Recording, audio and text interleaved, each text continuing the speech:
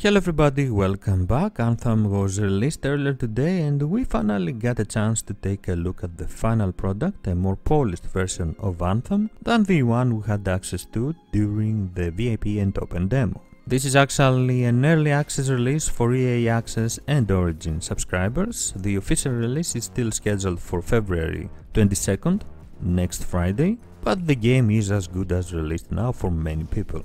I have mixed feelings of this release honestly, since although it is not the disastrous VIP demo release we had before, technical issues still exist in the game and some are quite game breaking. The game itself is gorgeous with many beautiful environments and biomes to explore, but we will have to wait and see how much depth exists in this beautiful world. First of all, if you haven't read or heard any info about Anthem before, this is a shooter-looter multiplayer title that is trying to combine elements from two different genres. A compelling storyline building the world around you, allowing you to play parts of Anthem like a single-player game, and the fast-paced multiplayer action of similar MMO titles. So far, it seems that BioWare has managed to find the proper balance between the two, creating a very pleasant experience. The world is divided into regions, 4 tarses where you get to meet other characters, discuss with them, accept missions, and build your reputation with them by following certain dialogue options.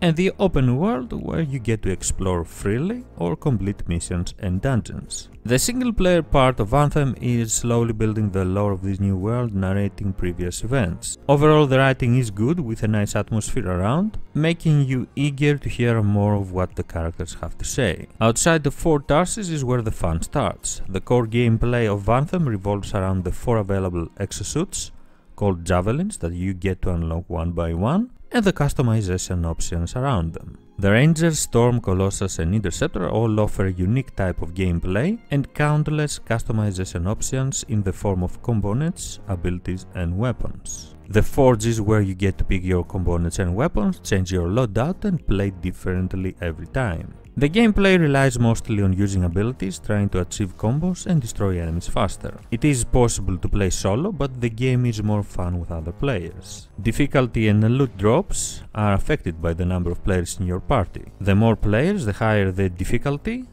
scales with the number of players in your party, and the better chances to drop rare loot.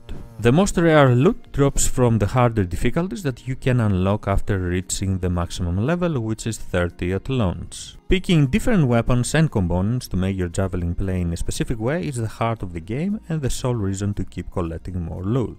There are challenges you can complete for rewards and increase reputation, but in general this is Anthem in a nutshell. Complete content in hard difficulties, collect the loot and become stronger enough to compete in the next difficulty, and of course this is also my #1 concern with the game right now. How long it can keep you entertained after you complete everything in the hardest difficulty and have collected all the items you were after. It is of course too early to answer this, and we will have to wait to see what kind of endgame Anthem offers, how challenging it will be, or if it is too repetitive. Like I have said, there are only 3 gameplay options. Missions you get from characters at 4 tarses, free play to explore in order to find items, blueprints that you can use to craft weapons and components. In free play you can also test your loadouts or complete world events with other players. Finally, complete strongholds, dungeons for special loot, which I believe will be the bulk of Anthem's endgame.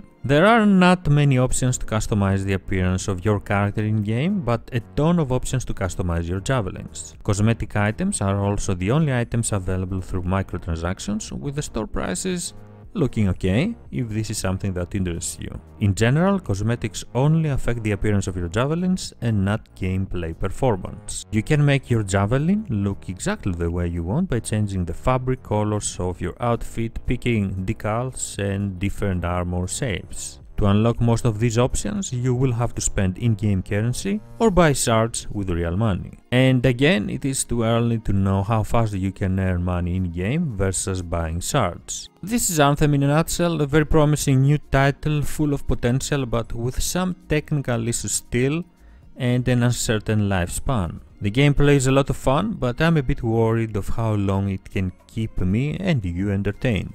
If you are interested in Anthem but still on the fence, I'd suggest you to wait some weeks or even a month after the official release to see if all the bugs and issues are fixed, and of course get a better understanding of what the game can offer to you. Thank you very much for joining me. If you enjoyed the video, please don't forget to leave a like, subscribe for more, and hit the little bell to never miss an upload. I am SquidofLove and I will see you next time. Bye bye.